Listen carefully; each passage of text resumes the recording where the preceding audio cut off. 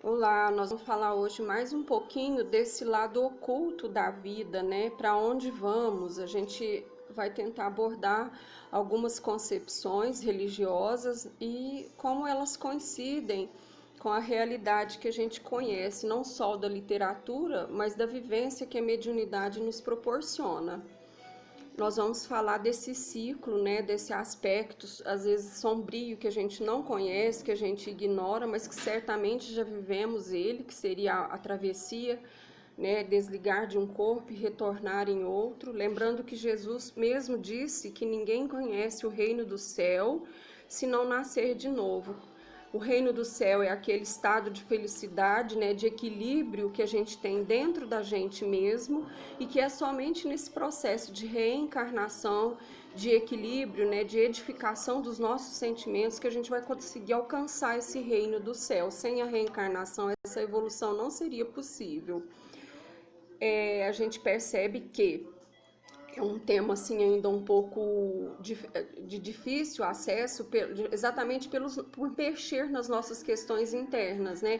No nosso medo do desconhecido e naquilo que às vezes em algum momento a vida vai nos colocar de frente através da dor, através da dificuldade, nos pedindo uma certa reflexão. A gente, desde as civilizações mais antigas, né, como vamos pegar os índios, que são as mais próximas, eles não acreditam que a morte é o fim. A gente percebe nas narrativas indígenas que um ente muito querido da tribo, ele volta, continua ali na tribo, nos reinos da natureza. Ou ele continua como planta, continua como vento, mas ele vai estar sempre incorporado nos recursos da natureza para perpetuar a sua existência, nunca chegou ao fim. Na religião judaica, a gente vai encontrar pontos muito comuns com a doutrina espírita. O judaísmo, ele sempre acreditou na reencarnação, eles trabalham com essa possibilidade de comunicação com os mortos, eles comunicam sim com seus familiares que já partiram. E a única dissensão que a gente percebe é que eles não adotam Jesus, né? A figura de Jesus para eles ainda não é o Messias prometido. Nós temos essa dificuldade, né? Talvez exatamente porque Jesus seja a corporificação do amor, né? Que é um processo difícil da gente abrir dentro da gente no bojo das reencarnações para garantir a nossa evolução. A gente ainda tem muita dificuldade de amar no sentido que Jesus colocou. Nós temos o islamismo, que na figura do seu representante máximo, Maomé, e Alá, né? Eles acreditam muito em Alá e no juízo final. Eles, para garantir a moradia no paraíso, a alma, o ser aqui na terra, ele tem que seguir muito, agradar muito a Alá. E é por isso que a gente percebe aqueles nos atentados, né? Os homens bomba, que eles cometem, entre aspas, um suicídio, porque eles acreditam estar agradando a Alá na construção desse reino, e aí eles se entregam na esperança de que vão alcançar o paraíso. Nas religiões hinduístas, a gente percebe também uma crença espiritualista. Eles acreditam que após a perda desse corpo, né, a alma volta em outros corpos, às vezes até em corpos animais. Para nós espíritas, essa possibilidade ela não existe, porque a alma sempre evolui. E se a gente retomar uma condição animalizada com mais instinto, seria um retrocesso. A gente vai ter no budismo, eles percebem a morte como parte de um ciclo, o ciclo de samsara, né, a roda da vida, que a gente vai e volta para garantir a nossa evolução, né, para garantir que a gente tenha a pureza dos sentimentos, assim como Jesus colocou lá, ninguém conhecerá o céu se não nascer de novo. É nesse sentido budista, né, da busca do paraíso, do equilíbrio, da serenidade, da plenitude dos sentimentos, que a gente reencarna para evoluir no conhecimento e no caráter da moralidade. Os católicos também não acreditam que a morte é o fim. Eles acreditam assim que se o católico for fiel, ele for batizado, passar pela extrema unção, receber aí o amparo, ele vai para o paraíso. Do contrário, corre o risco de ficar também afetado aí de alguma forma no juízo final, né? Nós vamos ter os evangélicos, e a gente sabe que o berço do evangélico é uma dissensão aí com os católicos, que eles queriam ter o acesso às escrituras sagradas, né, à Bíblia, coisa que não era permitido quando nasceu aí as reformas religiosas com a figura de Martim Lutero, o Calvin, né, que fundou o calvinismo. Eles acreditam muito nessa questão de que se você não praticar os bens também, a bondade que é pregada dentro das religiões, dos templos evangélicos, você vai sim sofrer no juízo final. E a gente sabe que esse juízo final é um estado de consciência e não é um lugar. Então a gente não tem que temer ele, a gente tem que alcançar os estágios mais elevados da consciência através da prática do amor, do perdão, da caridade, da compreensão. Dentro da nossa linha de raciocínio espírita, Kardec ele fala o seguinte, que o medo da morte faz parte do nosso instinto de preservação. E são vários os fatores. A gente tem medo de não viver mais, né? Aquele morreu, acabou. E graças a Deus a gente percebe aí que nenhuma religião tem essa concepção. A morte não é o fim. A gente tem medo de doer, e aí eu vou falar como médium espírita, né, que atua há mais de 30 anos na comunicação, nunca recebi nenhum espírito descrevendo a morte como um processo doloroso. É um processo lento, gradual, mas é libertador, de perda de peso. Essa é uma tônica muito forte das comunicações. Medo da gente não saber, né? Então vamos nos instruir aqui agora, enquanto a gente pode, porque a hora que ela chegar a gente vai com serenidade e vai aceitar melhor a partida daqueles que a gente tanto ama, né? E que já chegou o momento deles. E o medo de perder, né? Os afetos e os bens materiais. Às vezes a gente trabalha tanto para ter um carro, uma casa, e aí eu vou perder. Não, a gente vai perceber que a gente não vai perder. Na questão 144 do Livro dos Espíritos, Kardec pergunta para os espíritos como se opera a separação da alma e do corpo. Opera-se brusca ou gradualmente? A libertação é gradual, né? Com lentidão variável, segundo os indivíduos e as circunstâncias da morte. Então, nenhuma morte, um acidente, um automobilístico, uma coisa abrupta, ela não é daquela forma como a gente pensa, dolorosa, mas ela é gradual para as sensações do corpo, né? E, como sempre, ela vai abrir a expansão dos sentidos que o corpo humano não tem. E aí, quando há essa expansão de percepção de realidade, que a gente sente a leveza que é estar fora de um corpo orgânico. Aonde a alma vai depois de ter deixado o corpo? Ela não se perde na imensidade do infinito, como geralmente se figura. Ela erra no espaço e mais frequentemente no meio daqueles que conheceu e sobretudo daqueles que amou, podendo se transportar instantaneamente a distâncias imensas. Então, a gente vê aí o pioneirismo de André Luiz, na mediunidade do Chico, falando, né, das cidades onde acolhe.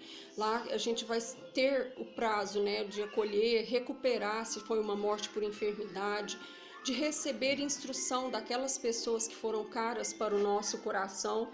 Então, assim, é tudo muito programado. Existe, sim, assim, um planejamento para cada dificuldade que a gente atravessa na hora do desenlace, e existe também uma equipe, né, de apoio, o ambiente do espaço próprio para que haja a recuperação da consciência.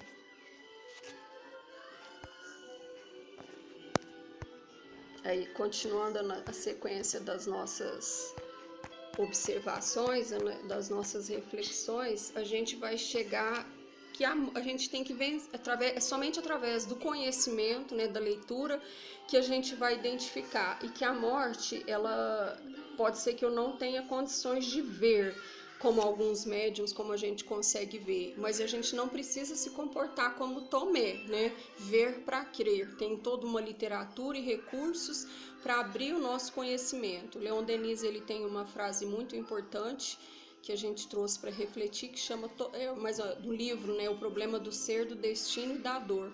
Toda morte é um parto, um renascimento, é a manifestação de uma vida, até aí latente em nós, vida invisível na Terra, que vai reunir-se à vida visível no espaço. A gente chama atenção aqui para filosofia de Sócrates, né, que ele sempre falou do mundo invisível. Ele fala, inclusive, que lá, período acho que 400 anos antes de Cristo, ele fala que o mundo material é uma cópia do mundo invisível, né? O mundo visível é uma cópia do mundo espiritual. No livro dos Espíritos, a questão 115, ele fala o seguinte: a alma se desprende gradualmente do corpo e não escapa como um pássaro cativo, subitamente libertado. É igual como se a gente saísse da cegueira, né, da escuridão, para ver a luz. De repente pode até cegar. Então Deus é tão bondoso, tão sábio, que ele fez o processo acontecer de forma lenta, gradual, para que a gente possa ir se adaptando a essa nova realidade. E o espírita diante da morte, no céu e o inferno, Kardec coloca assim, que o espírita encara a morte de mais serenidade, porque ele não é só uma esperança, mas a gente tem a certeza de que a vida futura é continuação da vida terrena, né? E que lá existem melhores condições do que essa nossa que a gente vive aqui. Igualzinho Sócrates falou, quando algum conhecimento científico, uma tecnologia chega para a gente utilizar, ela já existia no mundo espiritual, ela já existia lá e os espíritos que estão lá desfrutam dela antes da gente. Daí porque a gente vê aí esses bebês interagindo com celulares, né, com a tecnologia de uma forma tão assim natural. Então aí é que a gente vai encontrando as provas da delicadeza, né, do trabalho de Deus. A alma conserva as afeições? A questão 151, sim, elas permanecem, elas não, os afetos, gente, do coração, o nosso lastro moral, ele não se dissolve com o vaso orgânico, né? É do outro lado que a gente vai continuar, e às vezes é comum na prática da psicografia a gente vê e quando eu frequentava a igreja, o padre dava as lições e ele veio me confortar agora que eu cheguei. Ou seja, é o momento de encontro da grande família, que foi tudo muito planejado, né? A reencarnação é planejada. A gente sabe aonde a gente vai encontrar apoio, aonde a gente vai ter dificuldade, que às vezes nem sempre o apoio vem dentro da própria família de sangue, mas Deus faz tudo tão perfeito que coloca pra gente essa possibilidade ainda mais de rever esses afetos lá do outro lado. A alma conserva a lembrança do que fez sobre a terra e se interessa pelos trabalhos que deixou inacabado. Normalmente os espíritos, trabalhos de caráter moral, espiritual, eles têm interesse, né? Mas, assim, espíritos muito materializados, que às vezes não conseguem se desprender, eles precisam ser trabalhados, porque aí a vida material já não nos pertence mais. No momento que a gente deixa o corpo físico, a vida já não nos pertence. E ela a alma conserva a lembrança do que fez e deixou, interessa pelos trabalhos que deixou inacabado. É como eu falei, né? Vai depender da natureza. No mundo dos espíritos, a alma reencontra os parentes que o precederam. Na questão 153, os espíritos respondem para o Allan Kardec. Não somente os reencontra, mas reencontra aí muitos outros que havia conhecido nas suas existências precedentes. Geralmente, aqueles que por ela se afeiçoam, vêm recebê-la na sua chegada no mundo dos espíritos e a ajudam a se libertar dos laços terrestres. Então tá aí a prova de que os laços de família, os afetos, eles não se dissolvem com o corpo, né? E as almas progridem intelectual e moralmente? A questão 156, ela esclarece assim, que às vezes a família recebe uma determinada carta de um familiar desencarnado e fala, nossa, mas ele não era muito assim quando ele desencarnou, ele não sabia. É muito comum espíritos que não tinham alfabetização, né? Às vezes ele vem, dita. O que acontece? Porque a alma não fica estacionada no plano espiritual. Lá o que os espíritos falam, eles progridem mais ou menos segundo a sua vontade. Alguns progridem muito, mas têm necessidade de pôr em prática durante a vida corporal. Ou seja, quando ele vai conhecendo muito, ele percebe que ele pode reencarnar e ajudar com aquele conhecimento que ele já alcançou. Então a alma evolui, né? Se você tinha um avô, um parente que não sabia ler, até porque no momento da comunicação é o pensamento que guia, né? Então a gente capta o pensamento e traduz aquilo numa língua escrita. E aí, se você encontrar, porventura, algum traço, né, de evolução intelectual, não se assuste. É para isso que a gente vai para lá também, para progredir. As almas têm ocupações na outra vida? Ocupam-se de outras coisas além das suas alegrias e dos seus sofrimentos? Sim, Allan Kardec fala assim, que se a gente, Allan Kardec perguntou para os espíritos e os espíritos disseram que se ocupar somente de mim, do meu sofrimento, da mãe que eu deixei, do pai que eu ficou, do filho que eu deixei, é um traço de egoísmo. E Deus condena toda forma de egoísmo. E aí a gente entende perfeitamente, né, o movimento das colônias das cidades espirituais, oferecendo reparo nos hospitais, oferecendo escolas e instrução, que a gente não fica vagando no paraíso, né? Não tem esse paraíso para eu ficar contemplando a natureza, né? Não, mas que eu vou trabalhar, eu vou evoluir e vou ter condição de voltar melhor. A vida espiritual, ao contrário, é uma atividade incessante pelas missões que os espíritos recebem do Ser Supremo, como sendo seus agentes do governo no universo. Missões que são proporcionais ao seu adiantamento e das quais são felizes, porque eles fornecem ocasiões de se tornarem úteis e fazerem o bem. Já tive relato de mães, né, mães que desencarnaram, deixaram seus filhos pequenos e para minimizar a dor daquela separação, dos cuidados, né, a espiritualidade coloca ela em berçários no mundo espiritual e ali ela vai drenar um pouquinho o amor, vai drenar a dor da dificuldade de não poder cuidar do próprio filho, né? Essa mais ou menos é a dinâmica da vida espiritual, né? Não existe esse descanso que a gente às vezes pensa que vai ter. E para encerrar a nossa reflexão, essa frase: nascer, morrer, renascer e ainda progredir sempre, tal é a lei, está no túmulo de Allan Kardec, lá em Paris. E tem o discurso de Camille Flammarion que ele fez no momento que estavam preparando o sepultamento de Allan Kardec. É um discurso, a coisa mais bonita que eu já vi, de Camille Flammarion. E esse discurso está no prefácio do livro Obras Póstumas, e ele diz o seguinte: a imortalidade é a luz da vida, como esse brilhante sol é a luz da natureza. Até breve, meu caro Allan Kardec, até breve. Olha aí a certeza de que essa família de médiuns, Camille Flammarion, foi um médium, juntamente com Victor Hugo, escritor, que trabalhou nas respostas que os espíritos ditavam para Allan Kardec, né? Então, o que eles percebem? Uma família espiritual coesa, intelectualmente e moralmente, unidas para trazer do mundo invisível, como se referia Sócrates, para o mundo visível, né? E Camille Flammarion chama a atenção que ele fala nas cores que os olhos nossos não conseguem ver, que os olhos humanos não conseguem ver, e com a perda dessa constituição neurológica que o corpo tem, a gente consegue alcançar belezas que a gente ainda não, que o corpo nos limita, né? E que a gente está a caminho da evolução. Então, quando eu também tive uma perda recente, a minha mãe, e aí eu fui conseguir entender todo o sentimento que isso desencadeia nas pessoas que nos procuram, e que, assim, a única coisa que às vezes a gente tem é uma serenidade que nos puxa quando a gente quer entrar em desespero. Ela está melhor agora do que quando estava entre nós. Gratidão, né, por ter cumprido a sua jornada aqui.